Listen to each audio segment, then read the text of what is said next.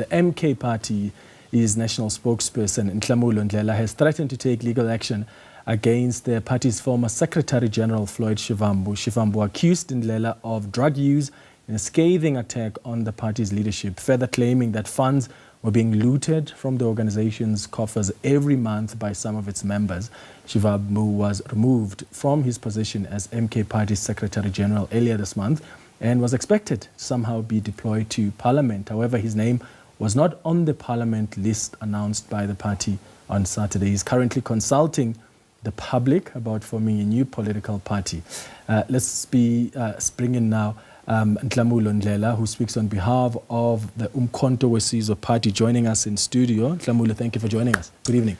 Good evening. Thank you, Clement. So I want us to start off maybe because Floyd Shivambu has made some serious claims about you, about the MK Party, and we'll get into that in a moment. But what is the status of Floyd Shivambu in the MK Party right now? Is he still a member? Has he been expelled?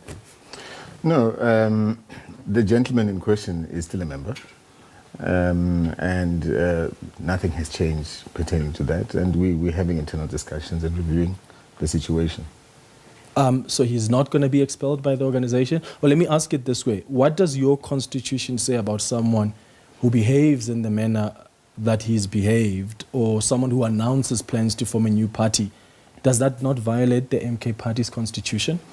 Well, look, there's been a number of transgressions on the constitution. By the way, the same constitution that was drafted by the person in question, Floyd Shivambu. In many of the prescripts of the Constitution, it states, that, for instance, you are on probation for 24 months, you cannot form another political party, and there's a number of other things that point to some of those transgressions, including, by the way, one of those that led to, him being removed from his seat and redeployed elsewhere. So, yes, there have been transgressions in the Constitution, but what we're doing internally is that, we're not people in leadership that take rash decisions. We apply our minds. And we need to understand what is this thing that he's coming up with. I mean, he's a member of Umkhonto weSizwe. And to account, to a great extent, he has to account to us as the leaders of Umkhonto weSizwe. I mean, he's an ordinary member. He's wanted to go and set up this initiative. What is this initiative? If we're talking about Umkhonto weSizwe being the platform that ought to unify black people, what is this consultative process that he's undergoing? So we want to see what he's obviously going to say on Friday. We are tracking, his activities, his interviews, and we'll make a determination with the guidance of the leadership and the president. Okay. So we were told that he's going to move to Parliament and be a member of Parliament, but then he wasn't on the list.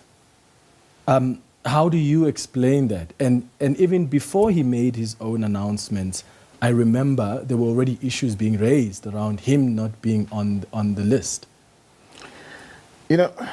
Upon further review of when a person leaves office, you now get access to certain documentation, and as part of that handover process, which he still has to thoroughly hand over. There were things that we picked up that we felt could be concerning for the party if he were to be sent to Parliament.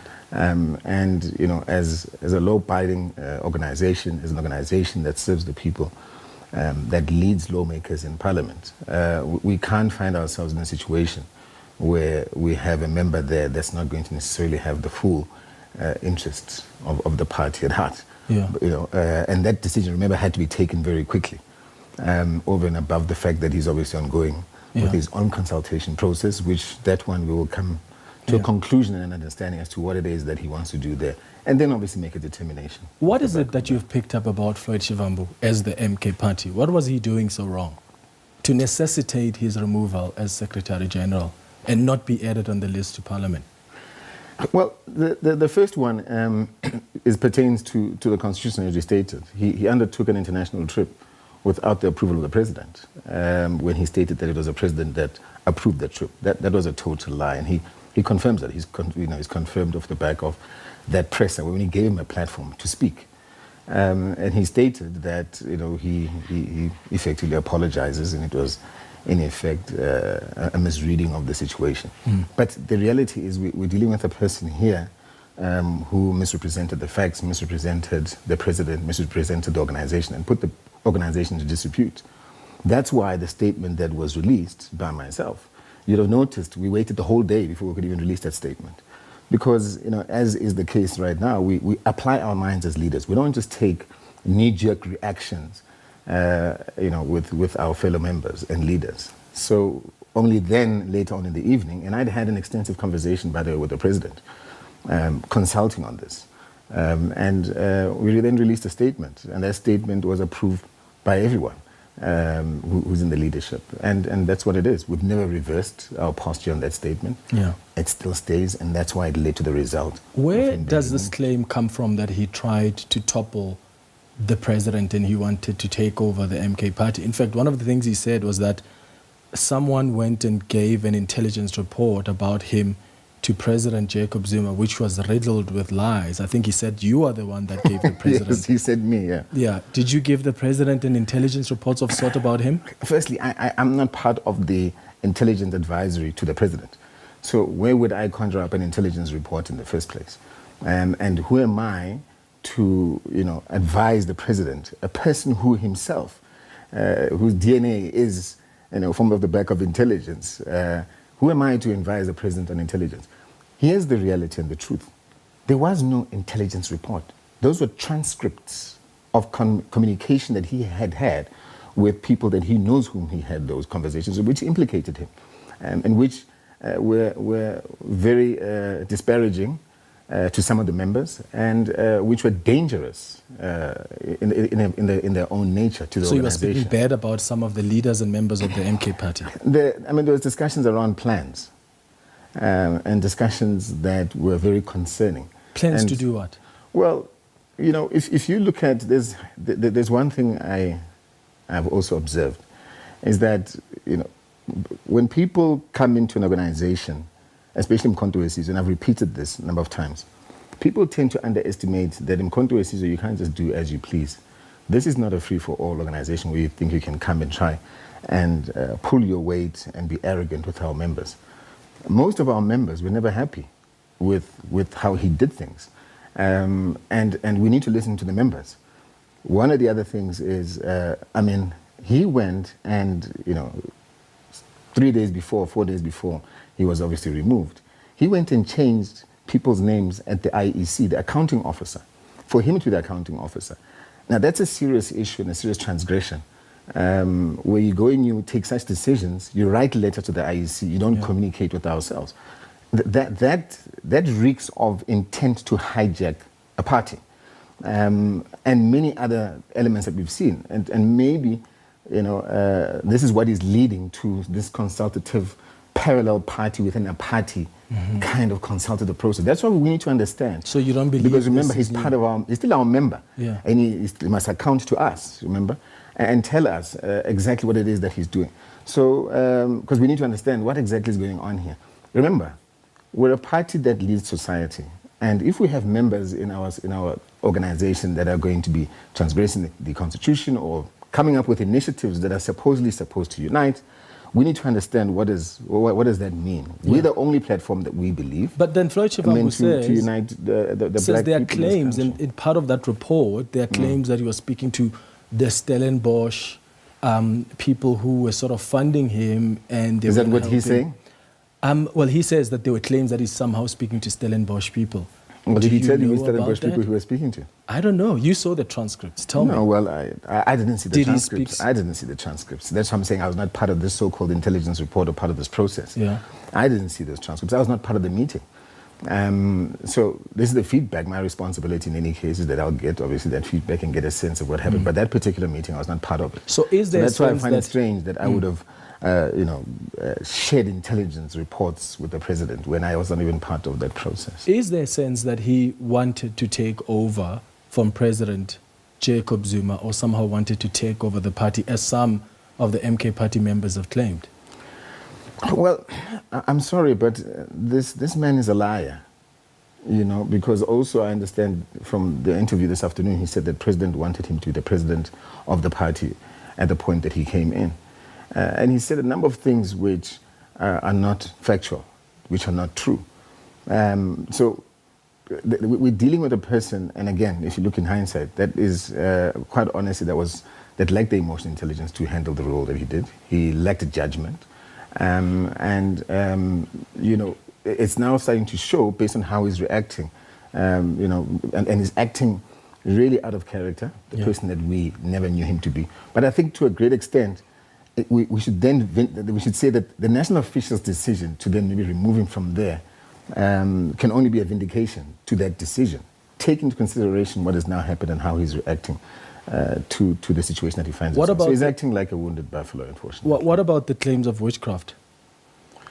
Well, have you asked him about the claims of witchcraft? Well, he doesn't want to come and do an interview with me, so... What is, he fears you? Well, maybe you should ask him that. Clearly he does. But look, I would encourage him, Mr. Shivambu, come and do an interview with Nhlamulo Ndhlela. Look, some of the transcripts and the feedback was that, yes, he had taken Dudu's hat and, you know, they were aimed to bewitch her, and this is what is obviously also circulating. And this is what it is, and that, you know, he will then deal with that woman who's directionless. Is this part of and what this was in the conversation report? with an individual in Malawi, and that, you know, he would then ensure that when the old man passes on, he takes over the party. So these are some of the conversations that are happening and that are taking place. So, you know, it's a lot. And that's why you realize that to a great extent we've been quiet in terms of what has transpired. Because, you know, sometimes it's important to know when to communicate and when not to. I mean, some of the things you're sharing are quite unbelievable. He says you're a drug addict, says you're a drunkard. What are you doing about that? Will you be challenging that in any way? Well, it's said that a person who wants to lead a party will resort to such disparaging comments and character assassinate me. I've never had any issues with him. But the reality is I've got a whole lot more, a whole lot more intelligence emotionally than him. I'm leaps and bounds with, you know, when it comes to even thought level and strategy when it comes to him. And that's a fact. I've sat with him. But I take nothing from him because I've learnt from him as well in terms of, you know, organizational structures and so on and so forth. So he's had some good input to the party. We can't take that away. But let's not allow a situation where a person is now going to have delusions of grandeur and an overextended ego and think that they are the superior authority of intellect over everyone else. As you heard him say, he said he had qualitative, experience and intelligence compared to all national officials put together. That includes the president. So he's saying that he's smarter than the president. Well, here's the reality. I don't take drugs. I've actually even taken them on, and I've gone to the point, in actual fact, where, funny enough, and here's what's also interesting. This week is Drug and Alcohol Awareness Week, right, from the 22nd to the 27th. So as part of the initiative, I said, oh, well, this is actually interesting that this actually coincides with that. I've gone and actually done a drug test. And it's important that we bring this issue, we surface issues of, you know, abuse of drugs, abuse of alcohol to the public. And as a leader, I think I must lead from the front and do those kind of things. And take advantage of the fact that, by the way, you know, funny enough, here it is. Here's a gentleman who goes and makes such disparaging character assassination comments about me. Let's actually surface these issues because these are societal problems. So I will be sharing that with you. I'll share my drug test with you. I've already printed and scanned and tweeted my letter to him, which is a letter of demand. I expect him to apologize. I am not in any fighting spirit with him. I'm a leader from Mkhonto Sizwe with the emotional intelligence to lead. Yeah, and that's what I need to do. Let me ask about what he said about Morocco. Did Morocco give any money to the MK party in exchange for the party's stance in favor of Morocco's position on the Western Sahara dispute? Because he claims that that's what they wanted to do. Well, another thing is we need to focus on the following. And that's part of the problem that we're faced with an individual that would go and make organizational reports without actually consulting.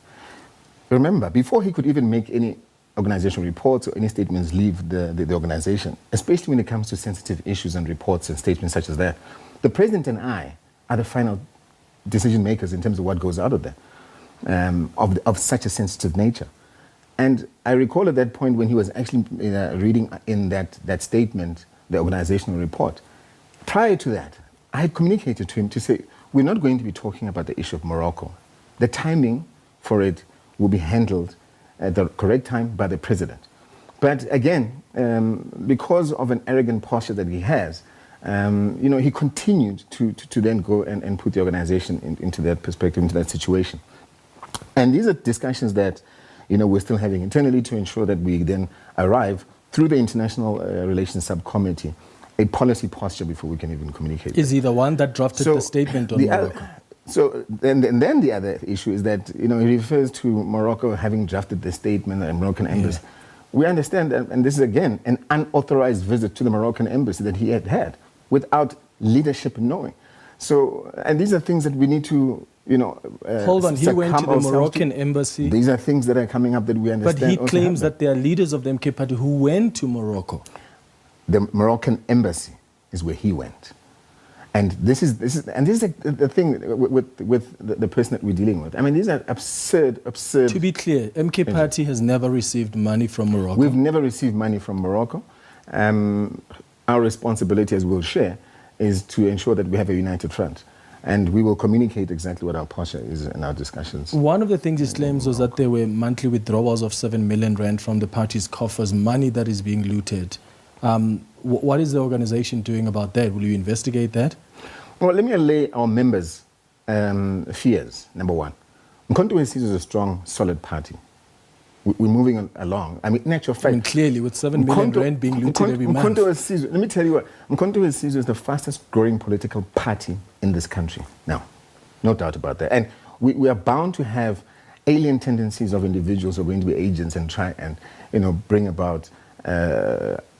alien tendencies that are not cultural to the culture of Mkhonto Wesizwe. And such is the case, with what we're finding ourselves in now. The issue of the 7 million that's been bandied about, here's the reality. We're undergoing an audit. And you can't, when you're undergoing an audit, come to the conclusion that money is being siphoned. What you need when you're going through an audit is you need to understand what is this money for, and understand also what are the source documents and do a proper recon.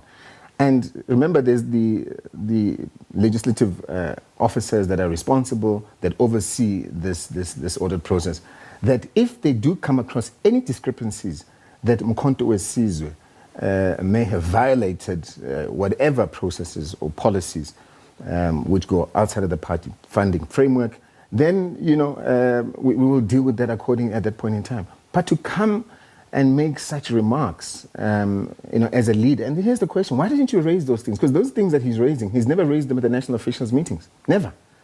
It's the first time we actually even hear him uttering them in the public platform. And that's the character of the person that we're dealing with here.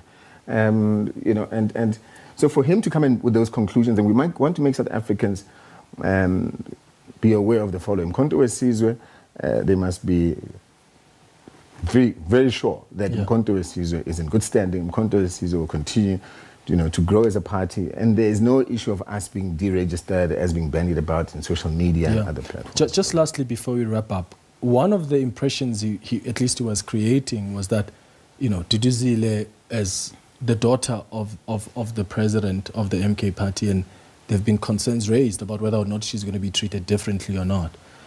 There was a time when she tweeted about Floyd Shivambu, insulted her. There was a disciplinary hearing. I thought that's what Dalimpofu told me when he was on the show. Yes, correct. Has that been concluded? Because if that's just going to be left there, then the claims are true that she's being treated differently. Yeah, so just before I get to that, because you reminded me on the party front, what's also interesting is if you look at the presser that he had last week, and you can tell that certain things, I mean, we're not kids, certain things you can tell are very timed. If you look at what happened, the day that he actually had the presser was the party funding symposium, coincided with his presser, where he made these kind of disparaging remarks about the issue of money is being siphoned. Let's go back to the issue of Duduzile. Duduzile has undergone, she's had to make representations. Yeah. She's undergone a hearing. I think it's about 3 hearings or 2 hearings. And right now she's awaiting the outcome of that hearing. Okay. And it's at an advanced stage. So she's a member, like anyone else. And she's not going to have special treatment just because, yes, she happens to be the president's daughter. No, if she had special treatment, she wouldn't be subjected to this process in the first place. So no one's going to get any special treatment in the party. Okay. And we need to make that very clear, because people tend to want to drive Duduzile's name through the mud as if the president is not a person who's a thinker and doesn't think on his own. Right. The president is highly intelligent and highly aware of what's going on. Yeah. So let's not do that. Nhlamulo Ndhlela, thank you so much for making time to chat to us. Thank you so much.